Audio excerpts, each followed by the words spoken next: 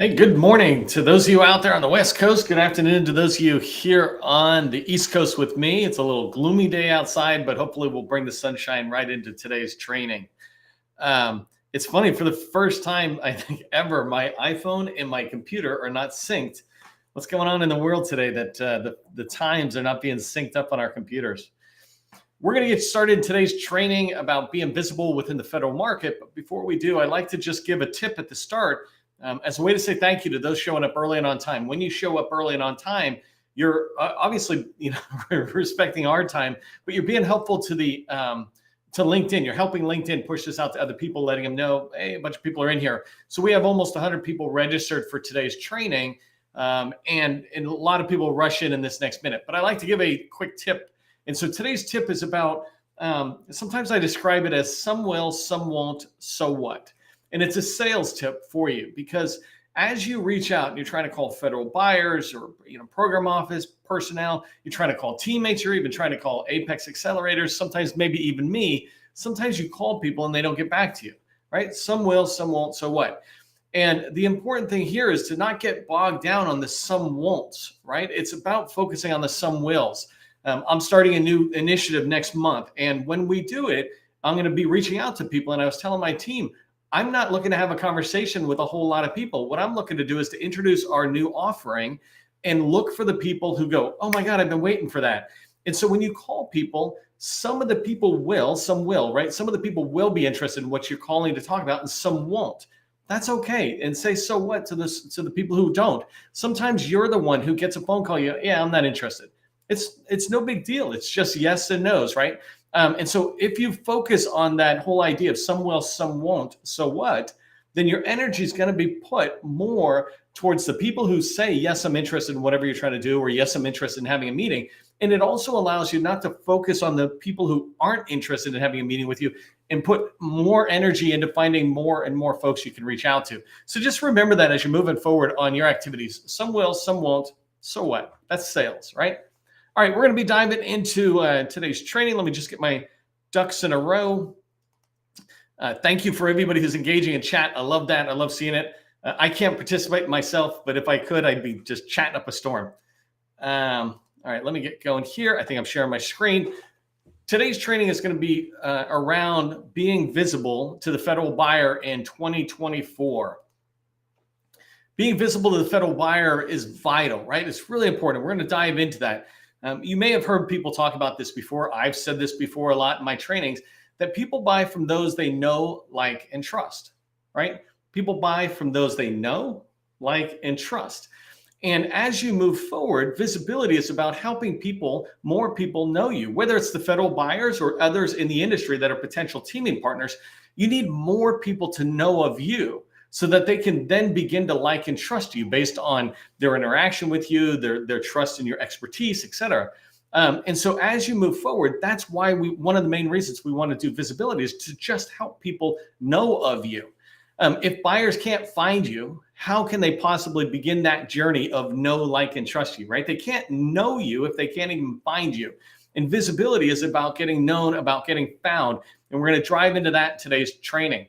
One of the things I put here as a bullet that I just want you to keep in mind is that I recommend that you take responsibility in order to gain control. In almost any situation in your life, take responsibility and you'll get control. In this particular case, control is visibility. You'll control whether you're visible. When I talk about taking responsibility, I don't mean blame, right? I'm not trying to have a blame game here. I'm trying to say I take responsibility for whether I'm going to be visible.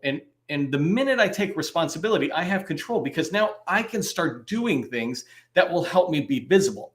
The alternate, or the opposite of that, is if I sit there and put responsibility on the federal buyers for not seeing me, right? Then I have to wait until they change their habits, until they do something different for them to begin to find me, for me to then become visible. It's not about blame, right? Blaming, anybody who blames just isn't looking for a solution. But when you take responsibility, you're not saying the government doesn't also have responsibility, or other people also have responsibility, but you can't control their life, but you can control what you do.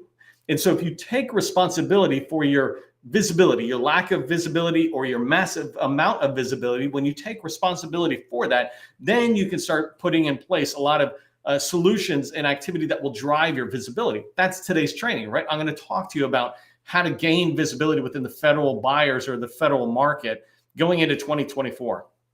So today I'm going to drive down on what visibility is. I just like always beginning with just a level set on a topic we're talking about. So what does it mean to be visible in the federal market? Why is it so important? It really is vital that you are visible within the federal market, really in any business, right? It's important for us to be visible if we want success.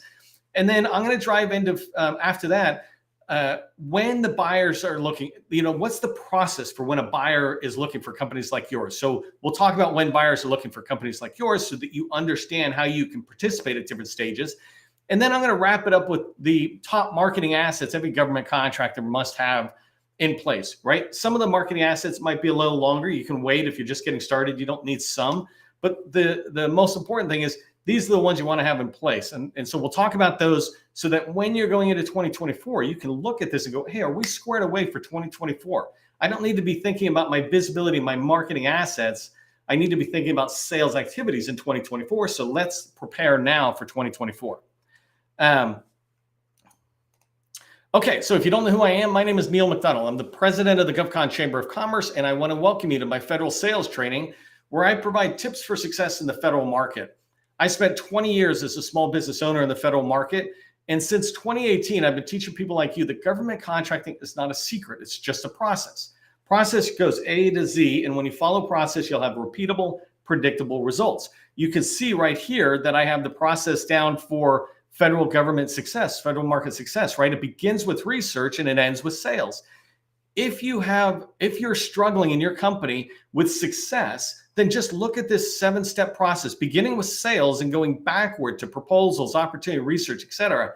Go backwards in the process and go, am I doing enough at this stage? Well, am I doing enough at this stage? And if you don't have enough opportunities, if you feel like you can't get in the door, things like that, we probably don't have relationships. Are you doing enough outreach? Right? All of that kind of activity and all your measurements of success can be tied to this 7-step process. And this is why I say it's not a secret, it's just a process. And here is the process.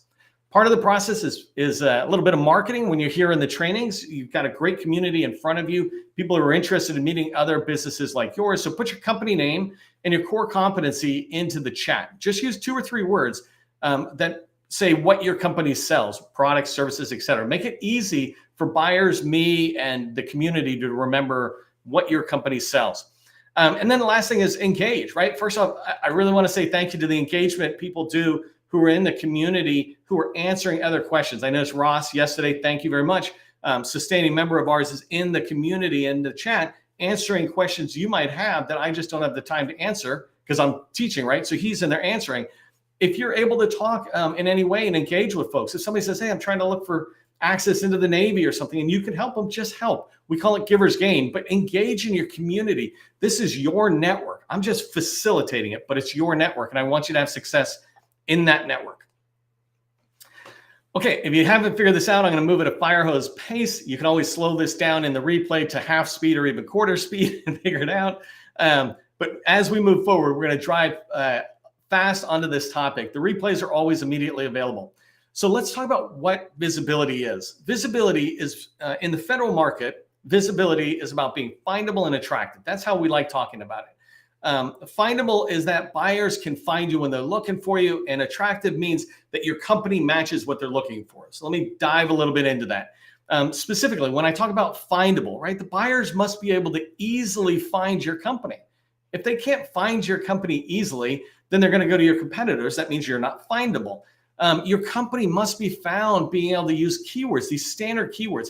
Your buyers and your teammates, large businesses and small businesses, when they're looking for a company like yours, they're going to search for your company the same way you would search for somebody to build a deck on your house or to fix a leaky toilet or whatever, right? When you go to search, you're going to do certain keywords. If you're looking for a plumber, you type plumber or leaky toilet or pipes or something, right? You've got these keywords that you use. You need to understand your keywords.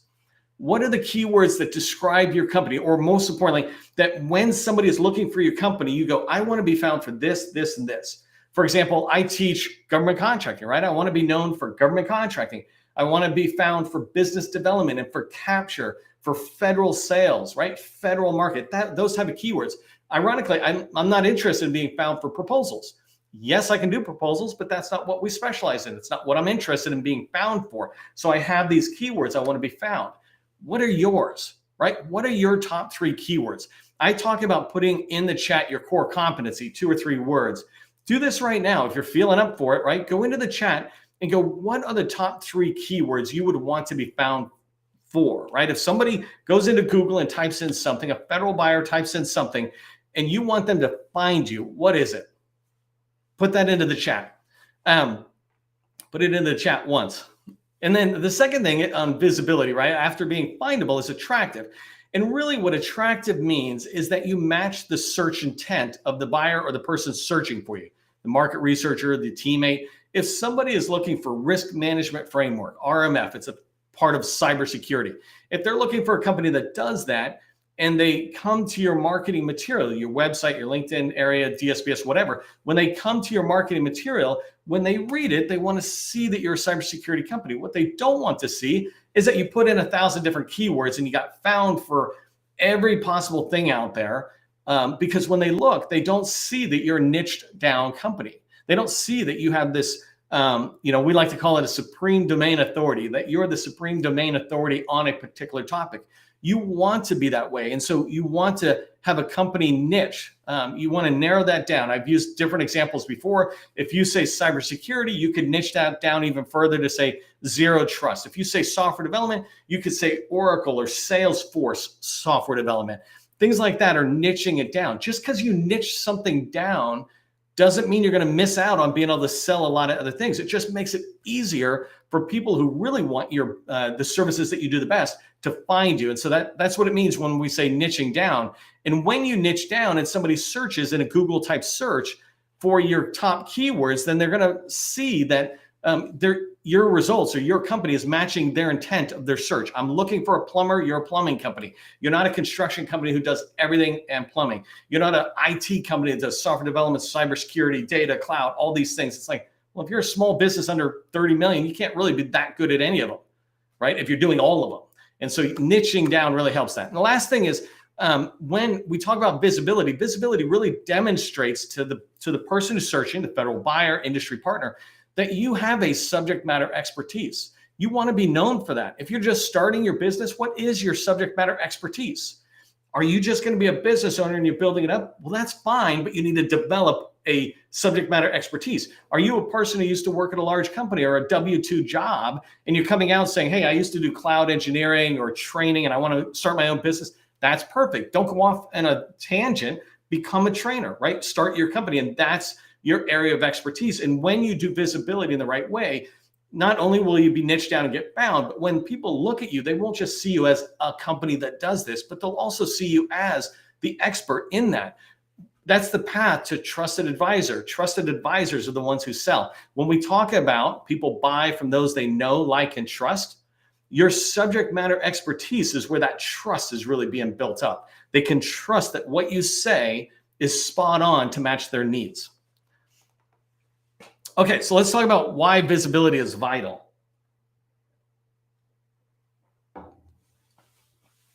It's really vital.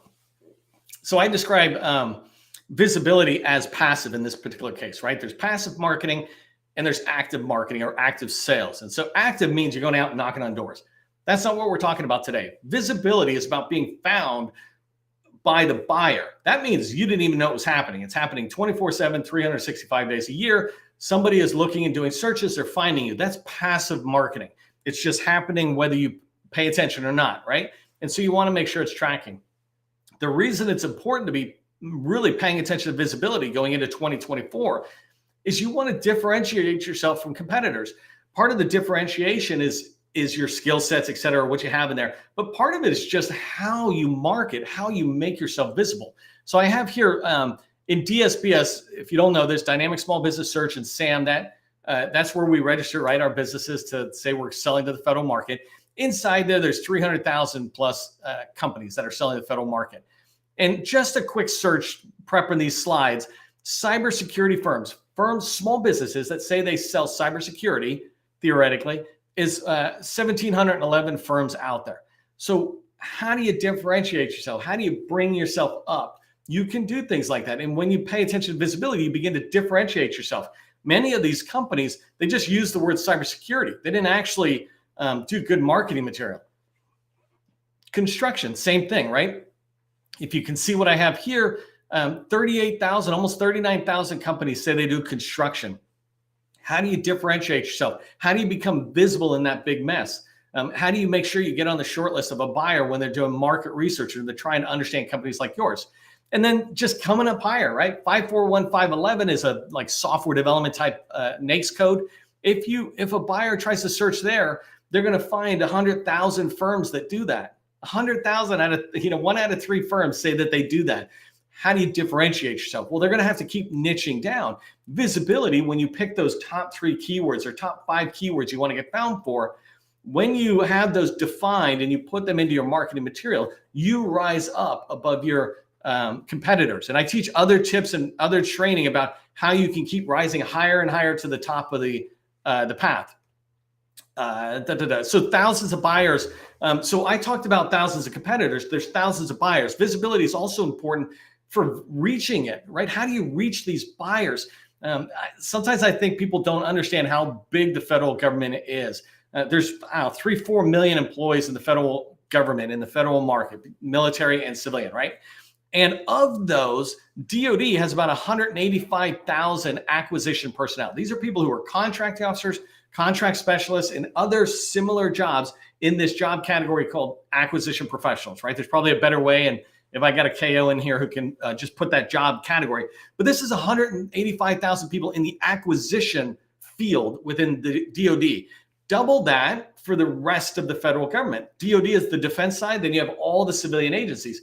It's fair to say that it's might be equal, right? The equal number of people who are buying. And so you're looking at 400,000 or 500,000 acquisition personnel throughout the federal market. Not all of them want to reach you. Not all of them are buying what you sell. But the point is, it's just a massive amount. And visibility helps you be there when they are looking.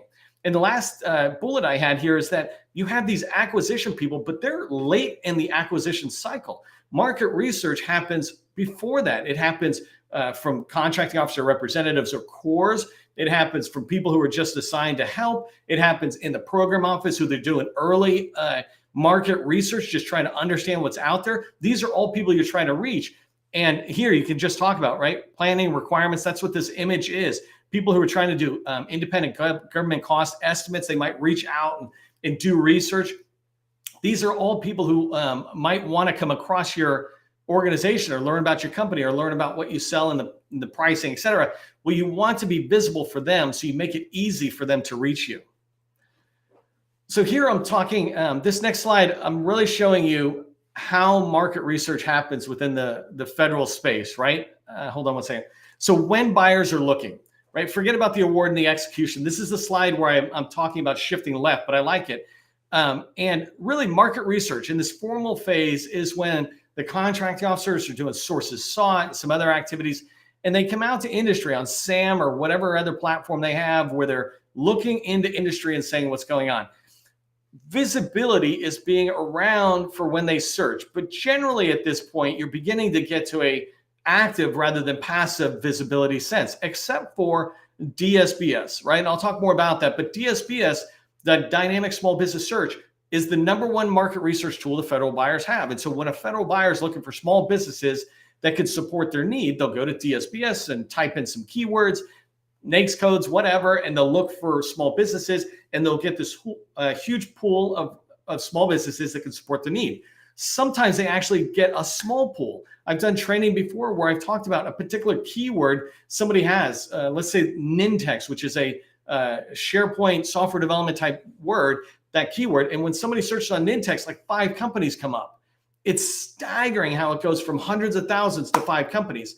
That's where you want to be. You don't have to always be that niche, but that's what buyers are doing when they look into DSBS. But earlier than that, visibility really begins to impact the market research that gets done informally when program offices are thinking about where they're trying to go, when they're searching for companies that can talk to them about their needs before it enters a formal process. Maybe they're still trying to think about requirements early on. And so this slide, I have a whole separate training. You can go look at the download, or maybe afterwards I'll come back and put it in, unless Gus, you can put it in right now, but a whole separate training just for this slide. And it talks about how you can shift left in the process, and these visibility tools that I'm going to talk about in a minute. These are all designed to help you increase the visibility. When somebody is looking for a company like yours, you want to make it as easy as possible to find you, because you can only knock on so many doors. So, as we get more and more of your assets in place, it really makes your visibility, expand your visibility. So let's talk about 2024. It's really important that you think about the government contracting marketing assets you should have. If you're just starting, you don't need all of these, and you certainly don't need them all at a high level. If you've got some traction, let's say $500,000 or $1 million, then you're off to the races, because now you have past performance, and that should fit in. You definitely need all 6 of these, and I'm going to walk through each one of these. But what I want you to remember is that these tools are powerful. This is 99% of your reaching federal buyers. You need to make it easy for them and other industry partners to be able to find you if they want to team up on proposals, or government wants to talk to you about requirements. These tools help you do that. Some of them can be used proactively, but most of them, it's designed as a reactive set of marketing assets for you. So let's talk about the first one. First one is your small business profile. It's the one that I find most small businesses skip. They jump straight to a website, for example, but they skip the small business profile. Your small business profile is SAM.gov and DSBS put together. That's your SAM profile. The reason we miss it is because when we start a company, we go in, we register, and we fill out the required fields. We're done. We move on. Sometimes we don't even know about DSBS, so we skip it. Other times we're just doing the bare minimum, like we go in and put 3 keywords or something. But the reality is, and I have whole trainings on this for free out there, whole trainings on how to properly fill out your small business profile so that you can get found. But this is the #1 market research tool. It's the only tool mentioned in FAR. It says, hey, contracting officers, go look everywhere, including DSBS, right? Go look in there, because that's the tool we've made available to you buyers in order to find small business partners or small business vendors. And so DSBS, the dynamic small business search tool, it has a couple of key things that are really important for you to pay attention to. First is when the buyers are searching, they're going to search on keywords like I mentioned. So the first thing you want to do is make sure you have keywords in there. And there's a field called keywords. It's got 525 characters. You can put 25 keywords in there. That's a big deal. And there's 2 other fields that are narrative fields, and they're called capability narratives. You can learn more about it. The second one's a little different name, but these are 1,000 characters each. These are paragraphs. These are vital for 2 reasons. One is they have more keywords in them. So when a buyer is searching, these fields are indexed, meaning the buyer will find you because of all 3 of those fields I just mentioned. The other reason they're really important is because when the buyer sees a resulting table of a bunch of companies like yours that sell software development or something, one of the first fields they see is a narrative. And your narrative is where the first chance you get to sit there and say, hey, yes, I'm matching your search intent. You searched for risk management framework, or RMF. Well, look, we say RMF in this sentence. We also say we're focused on cybersecurity. That's our niche, blah, blah, blah, blah, blah. And they look at that narrative and they can quickly decide to put you on the short list to say, let me keep talking to this company. So your small business profile, this is the most important one. Forget about all the others. These ones are in the order of precedence. Do not look at any other ones until you look at the first one. The small business profile also has a link to the capability statement, right? So having that small business profile perfect is really important. And again, I have a lot of training on this. You can watch the training and really see me go into detail on every field that's in there and how to maximize its performance as a marketing tool for you. So the second one, capability statement. You can put the link into DSBS, but the important thing to remember about the capability statement, 3 things. First off, it's 1 page, front only is how I describe it, right? No one reads anymore, so don't bother having a second page. You're trying to use the capability statement just to get a meeting. Every marketing asset has a purpose, and the capability statement is not there to inform. It's there to get you the meeting. It's there to get them to go, tell me more. And if you have too much on a capability statement, front and back, it just becomes confusing. They don't remember anything. The less you have, the easier it is to make it very memorable. I have 6 bullets here, right? 7 with the bonus. I don't have a lot of text. If I had a lot of text, it would be hard for you to consume that. So your capability statement, 1 page. Second thing it needs to be is it needs to be a 6-second capability statement, which means it can be completely read and understood in 6 seconds. I can come across and look at it. And the way you do that is my third point. Make it a Z format. And you can find training that I have on this. Maybe somebody will drop it into the chat, or you can find my replays of 350 trainings in the last year or two. But a capability statement, if you lay it out in a Z format, right? Think about how you read. You read from left to right, and then you go down to the next sentence and left to right again. That's a Z format. And so capability statement, you stretch it up. And when you make it in a Z format, you make it really easy for the person consuming it to read and understand your company in 6 seconds. You want them to instantly say, oh, you do elevators. Oh, you do risk management framework or zero trust architecture, software development, training, whatever it is. You want them to instantly pigeonhole you and go, I know exactly what you do, because then they start thinking, how can I use you? How can I help you? How can I introduce you to somebody?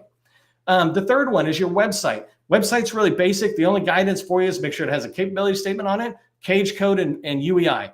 You can have whatever you want on your website. I'm not going to tell you about that, but get in there. People make it so hard for us to find their cage code, UEI, and capability statement. Just put it on the footer of every page, and now you're making it very easy for anybody who wants to learn more about you, especially in the federal market, to find that information. LinkedIn personal profile, this is where we're at, right? You're all here with me on LinkedIn, except for those of you on YouTube and Facebook and Twitter. But most of you are here with me here on LinkedIn. And in LinkedIn, you have a personal profile. Go in and look at your profile. I've done training recently in the past couple of months where I talk about how to look at your profile and find the most important information to address. Make sure you're signed up for my newsletter, because I'm starting to put a tip a week in there that helps you refine your profile and really get it rocking. But the point of the personal profile is that's where people begin to come and like and trust you, right? They know of you because you engage them somehow and they come to your profile. Now they can start learning more about you and your company. And that's where like and trust begins to go forward. LinkedIn company page, it's just another way to push it's basically your website on LinkedIn. And so you can just move that stuff over. I don't want to talk a lot about that. I have training on that. But your capability briefing deck, this one's a really important one to remember, that it doesn't need to be this huge one. Again, its job is not to inform. A capability briefing deck's job is to start the conversation. You use it in a meeting, maximum 5 minutes of presentation time. So if you go to an hour meeting, 5 minutes on the capability briefing deck and 55 minutes of discussion. You really want to be talking about their needs. You want to be asking questions to help you on capture or business development. You don't want to just be telling them forever about your company. And so I have a whole training on how do you have a 6-slide capability briefing deck. And as you have more experience, you can put 1 page or 1 slide case studies in that allow you to showcase your past performance or some experience in a way that makes it easy for people to go, oh, I like that project. Let me learn more about that. Tell me more about what you did. And I'm rushing really fast because I like ending on time, but bonus here is supplier portal. Make sure that you're registering the supplier portal. Go to my website, govconchamber.com, and on there you can download a directory of over 100 supplier portals for agencies and large primes. Get your information from your small business profile and put it in those the supplier portals. When you do, you're increasing your visibility. You're doing many things that will begin to increase your visibility in 2024. And I say here, anything more than this is unnecessary, certainly for small businesses. Anything more than this, we're not knocking on doors and having sales meetings. We're just out there. Hey, I just wanted you to track on the fact that we're doing a networking event. I'm going to talk more about that later, but go to govconchamber.com/networking, or just on the homepage, you'll find a button. Come out. We're doing a networking event where you can meet each other. I've been doing these trainings for so long, but I'm not really giving you an opportunity to talk and see each other. And so this networking event is about doing that. Today's training, I want you to remember this. Take responsibility to get control over your visibility for 2024. Begin by updating those marketing assets. Take a few seconds, look at them. You don't have to spend a lot of time. Just bump them up a little bit so you incorporate your keywords. And then the last one is make sure you register in that supplier portal or the supplier portals for the agencies you want to sell to. When you're in there, you increase the likelihood of getting found. Hey, so you can see some of the stuff we do, but remember, we do training every single day. Tomorrow, I'm going to be talking about cold calls, I hope you can come back. I want everybody to remember government contracting. It is not a secret. It's just a process. Part of the process is ending on time. I'm going to end on time. I will see you tomorrow.